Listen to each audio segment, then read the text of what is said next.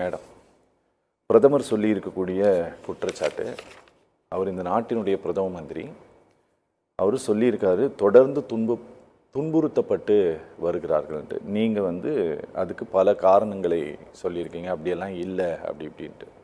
பீகாரிகள் எப்படியெல்லாம் பாராட்டியிருக்காங்க அப்படின்ட்டு இன்றைக்கி தயாநிதி மாறன் அவர் ஒரு ஸ்டேட்மெண்ட்டை ரிலீஸ் பண்ணியிருக்காரு. ஒரே ஒரு பீகாரி தான் துன்புறுத்தப்படுகிறார் அப்படின்ட்டு உங்களுடைய திருமதி கனிமொழி இந்த மாநிலத்தினுடைய ஆளுநரை அவர் குறிப்பிட்டு கிண்டலாக நையாண்டியாக நீங்கள் பேசியிருக்கிறீங்க. இது தேர்தல் பிரச்சாரம் அப்படிங்கிறதுனால பேசியிருக்கிறாரா, இல்லை வாய்ப்பு கிடைக்கும் போதெல்லாம் தமிழர்கள் மீதான வன்மத்தை பிரதமர் வெளிப்படுத்தி வருகிறார்னு நீங்கள் அதுக்கு ஒரு உள்நோக்கம் கற்பிக்கிறீங்கல்ல, அப்படிதான் அவருடைய பேச்சு அமைந்திருக்கிறதா? ஒரு மிக நீண்ட கேள்வியை கேட்குறீங்க. நான் தெளிவாக தான் கேட்டேன். அதான் அதில் நம்முடைய முதல்வர் எங்களுடைய தலைவர் சொன்னதை கடுமையான விமர்சனம் வைத்தார் அப்படிங்கிறீங்க. ஆனால் பிரதமர் பேசிய பேச்சுக்கு ஒரு கருத்தை சொன்னார் அப்படிங்கிறீங்க. இதுவே முதல்ல தப்பு. அவர் சொன்னது தான் கடுமையான விமர்சனம். எங்களுடைய தலைவர் சொன்னது சரியான கருத்து. நம்முடைய பிரதமர் எல்லோருக்குமான பிரதமர், இந்தியாவில் இருக்கக்கூடிய அனைவருக்குமான பிரதமருங்கிற போது அந்த மாநில பிரிவினையை அல்லது ஒரு இனத்துக்கு இன்னொரு இனத்தின் மீதான வெறுப்பை, ஒரு சூழ்ச்சியை உருவாக்குவதை போல் பேசுவதுங்கிறது ஆன்டி இண்டியன் ஆகாதா, தேச விரோதம் ஆகாதா? இதெல்லாம் ஒரு சில கேள்விகள். அது தவிர தமிழில் பச்சை பொய்ன்னு ஒன்று உண்டு இல்லை, அதில் இப்போ கூடுதலாக நம்முடைய பிரதமர் பேச்சை கேட்டதுக்கப்புறம் பச்சை பொய், நீலப்பொய், மஞ்சள் பொய், சிவப்பு பொய், இப்படி பல விதமான பொய்களை அவர் ஒவ்வொரு முறையும் தேர்தல் வந்தால் சொல்ல ஆரம்பிச்சிடுறாரு. இதுக்கு தமிழில் பழமொழி வேற சொல்லி வச்சுருக்கோம். ஆடத் தெரியாதவள் தெருக்கோணல்னு சொன்னா அப்படின்னு.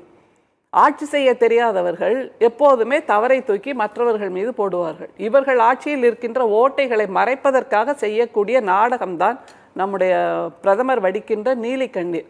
இப்படி வருத்தப்படுறாரு. இந்தியர்களை அமெரிக்காவிலிருந்து கை கால் விலங்கிட்டு விலங்குகளை போல், அடிமைகளை போல் அனுப்பினாங்கல்ல, அப்போ அவர் வருத்தமே படலையே. இங்கே இருக்கக்கூடிய பீகாரிகள் துன்புறுத்தப்படுகிறார்கள்னு சொல்கிறாரு. அதுவும் திமுகவினரால் அப்படின்னு ஒரு வார்த்தையை சொல்கிறார். திமுகவினர் தான் தமிழக மக்களால் தேர்ந்தெடுக்கப்பட்டிருக்கிறார்கள். அப்படின்னா திமுகவினரை சொன்னால் நீங்கள் தமிழக மக்களை, தமிழ்நாட்டு மக்களையும் கொச்சைப்படுத்துகிறீர்கள். அதில் டாக்டர் தமிழிசை சொல்கிறாங்க, இல்லை வானதி கூட அதை தான் சொல்கிறாங்க.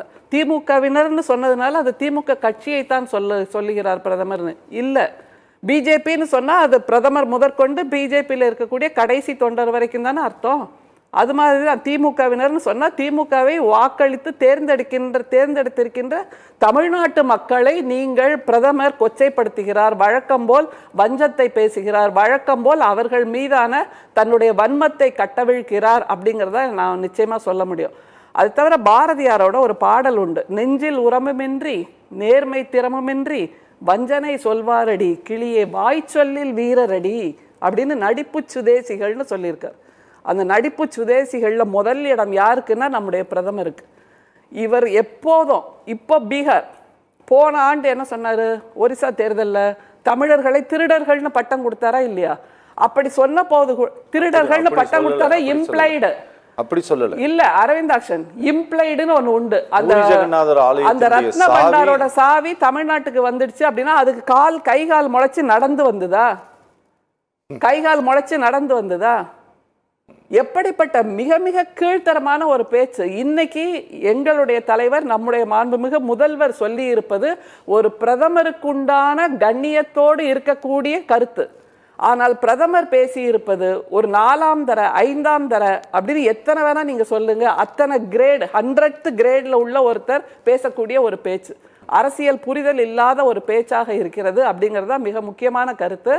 அதை தவிர இவர் எப்பவுமே தன்னுடைய சாதனைகளை சொல்லி வாக்கு கேட்கலாம், ஆனா அதை செய்ய மாட்டார். யமுனை நாயகர் இல்ல 530 கோடியில தான் குளிப்பதற்காக ஒரு பிஸ்லேரி வாட்டர் டேங்க் கட்டினார். அந்த கிளியோபாட்ரா எதுல குளிச்சாங்க? கழுத பால்ல குளிச்சாங்கன்னு கேள்விப்பட்டிருக்கோம். ஆனா நம்முடைய பிரதமர் பிஸ்லேரி வாட்டர்ல தான் குடிப்பார்.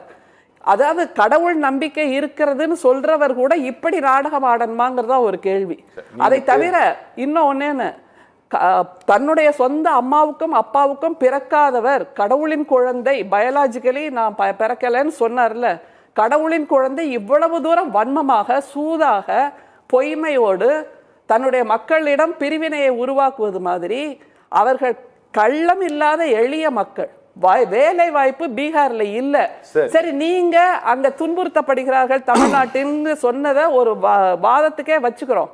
அப்படின்னா பிரதமரா நீங்க என்ன செஞ்சிருக்கணும்? கொத்தடிமைகள் இருக்கிறார்கள்னா அவர்களை மீட்க வேண்டியதானே ஒரு அரசின் பொறுப்பு. அப்ப நீங்க மீட்கல அப்படின்னா பிரதமருங்கிற அந்த பதவி, அந்த பொறுப்பிலிருந்தும் நீங்கள் நழுவுகிறீர்கள் அப்படிங்கிற. அப்போ உங்களோட தோல்வியை ஒத்துக்கோங்க. இதே வார்த்தையை சொல்லிட்டு நீங்க எப்படி தமிழ்நாட்டுக்கு வருவீங்க? தமிழ்நாட்டு மக்கள்கிட்ட வாக்கு கேட்பீங்க. அதை தவிர ஒரிசா மக்களை பத்தி ஒரிசால போன ஆண்டு பேசும்போது சொன்னாரு, ஒரிசா மக்கள் கோபத்தில் இருக்கிறார்கள், அவர்கள் அந்த திருடர்களை நீங்கள் மன்னித்து விடுவீர்களா அப்படின்னு ஒரு வார்த்தையை கேட்டார். அதே வார்த்தையை நான் இப்ப சொல்றேன், தமிழ்நாட்டு மக்கள் கோபத்தில் இருக்கிறார்கள், பிரதமரை நீங்கள் மன்னித்து விடுவீர்களா? அதான் எங்களோட கேள்வி. எங்களுடைய தலைவர் சொன்னது மிகச் சிறப்பான கருத்து, கண்ணியமான பண்பான ஒரு தலைவர் எப்படி இருக்க வேண்டும் என்பதற்கான கருத்து.